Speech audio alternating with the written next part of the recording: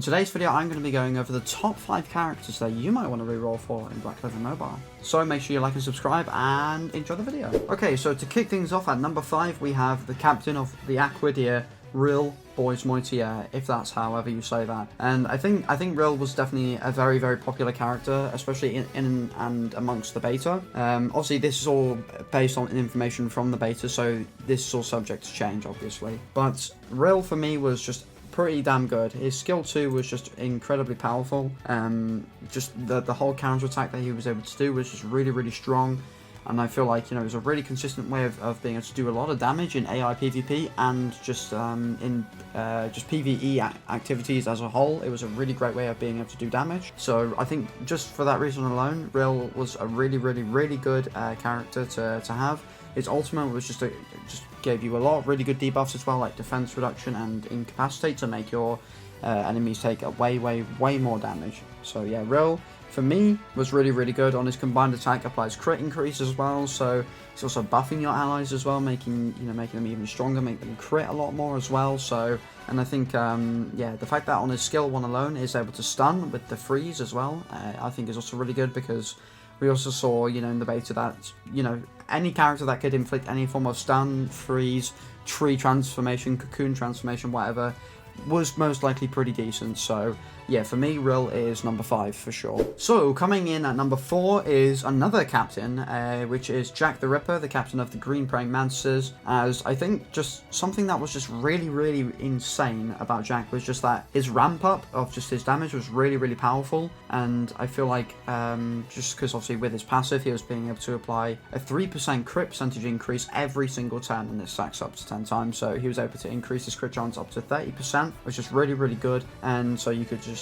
which allows you to stack even more crit damage, as his passive makes up for you having low crit chance, which made him really, really powerful. And also just like he was an amazing pairing with the blue SR that was available for free within the beta, as they both would have AoE on their first skill. Yuno's being a bit more unique, but that doesn't really matter at the moment. But yeah, just with that, it meant you were able to cleave just like crazy for so much damage. It was insane. And also when you're critting a bunch, you're doing so much damage. You're reducing their max HP on his first skill, Death Scythe, as well, which is absolutely fantastic. And then also you could then combine that, with combined attacks as well with like other characters like for example. So then you can use his combined attack with Yuno's, and then you could just hit twice for just incredible amounts of damage and for so much AoE, so much cleave. It was absolutely insane. And if if Jack does stay similar to this, then yeah, I think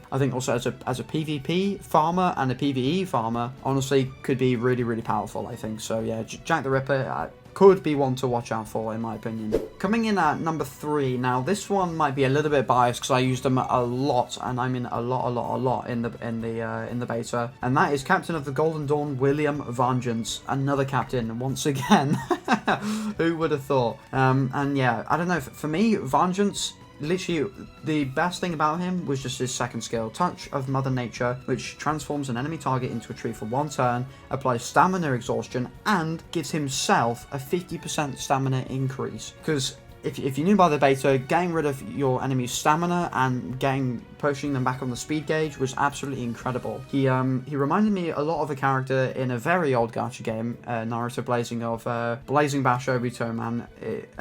If you know, you know, okay? If you know, you know. So yeah, he reminded me a lot of that, just completely exhausting one target, just completely taking them out for multiple cycles of the speed gauge. He was really, really good in PvP for me. His ultimate felt a little bit underwhelming, and also I feel like his recovery wasn't that great either, because it was based off his attack and not something like his HP or whatnot.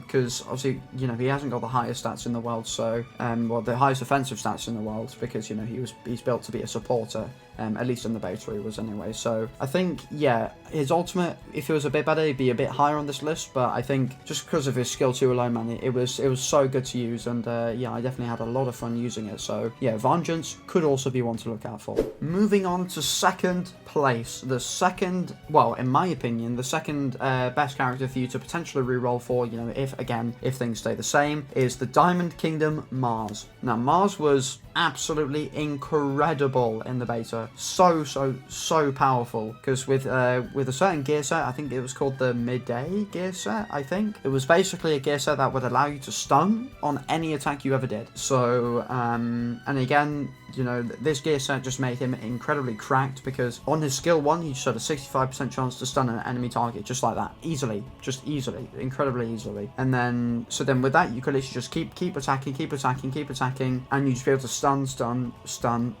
And as we all know, in turn-based games, any form of CC is really powerful, as just being able to take a character out of the game completely is like, well, out of like a certain, you know, amount of time completely is incredible. And what was great about him is, you know, he was also able to taunt as well on some of his other skills, like his skill 2 as well. He was able to just taunt everyone, and he was able to remove buffs as well. He could literally give barrier as well, which was incredible, and he could extend the duration of debuffs as well. Yeah, and yeah, he was just a stunning, tanking, absolutely machine. Honestly, he was incredible, so unbelievably powerful, and you know, yeah, he was definitely something special. So I think Mars for sure could also be a very good reroll pick for you all. And then also, yeah, you guys passive as well, having a 50% chance to apply 5% defense increase to himself for 2 turns upon being attacked. So then that'll be able to be triggered multiple times by enemies as well, which is nice. So yeah, you can actually just stack his defense and go absolutely crazy. But I think the Medea gear set kind of made a lot of characters really powerful, especially like characters like Jack or whatever, because you could just put the Medea gear set on Jack, and then you'd just be able to cleave with him and and you'd be able to just stun a lot of people basically. So yeah, it was pretty good. So I think for that reason alone, because the gear set was so powerful, I think Mars, yeah, was just definitely very powerful in the beta, and so it's probably why you might want to end up rerolling for him if he stays good in the actual game. And then finally we have the Diamond Kingdom Lotus Womolt, if that's how you say his name. But Lotus, my days, he was absolutely so broken. And you might be thinking Lotus was an SR. If you'd actually watched, you know, or got into the closed beta, you would know that Lotus was an SR, but from the beta he's been upgraded to an SR from what we've seen so far, so could go back down but probably won't. But yeah, Lotus, my days, definitely the most broken character in the whole of the beta, because on his skill 1 alone could hit every single one, and you would have a 40% chance to inflict each of all these debuffs: attack reduction, magic reduction, and crit rate reduction. Wow. Because what was so good about the skill is that you could trigger all 3 of them at once. It wasn't a 40% chance to inflict attack reduction, magic attack reduction, or crit percentage reduction. It wasn't or. It was just 40% for attack reduction, and then 40% for magic attack reduction, and then 40% for crit rate reduction, which meant you could literally just inflict all of these debuffs for a load of turns. And yeah, it was, and then so you could just make the enemy characters incredibly weak, which is wow. Incredible. Then moving on to his skill 2, he could steal buffs from enemies. He could steal buffs. Absolutely insane. Crazy. So like, I don't know, if let's say you just gained a bunch of buffs with your characters, and then, you know, the enemy's Lotus just steals two of your buffs. Gone. They're gone. and he gets them. So yeah, so good. Now this is the most broken bit about his whole kit, at least in my opinion, from playing the beta. Prison of the Fallen King, his ultimate special skill, whatever you want to call it. He gives a stamina increase, and then he also applies, obviously, stamina increase to you, and then applies stamina exhaustion to an enemy target. Now, stamina exhaustion is basically, I believe, from my memory, it would just completely get rid of all of your stamina completely. It would just disappear completely. And stamina is a very important thing, as you know, it helps you move along the speed gauge a lot more.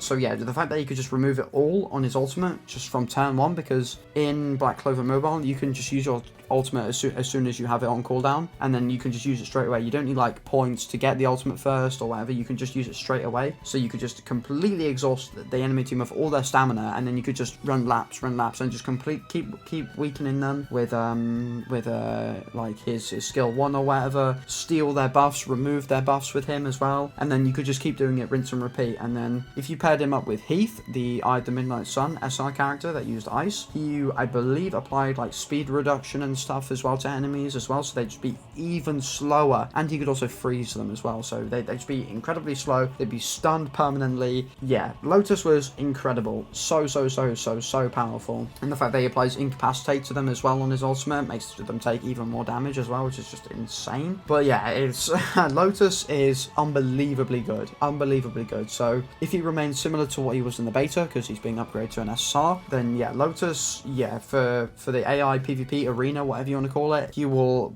probably will be the best unit again, because in the beta he was absolutely incredible. That is, again, if he hasn't had any nerfs or buffs. So then that is my top 5 list of the characters that I think you should reroll for when Black Clover Mobile comes out. Obviously all of this stuff is subject to change, as it's all based from the beta, so just keep that in mind. It's just a thing to, you know, just a thing to talk about, getting ideas about what could happen with the game. So yeah, anyways, thank you so much for watching, like and subscribe, and I'll see you in the next video. Peace.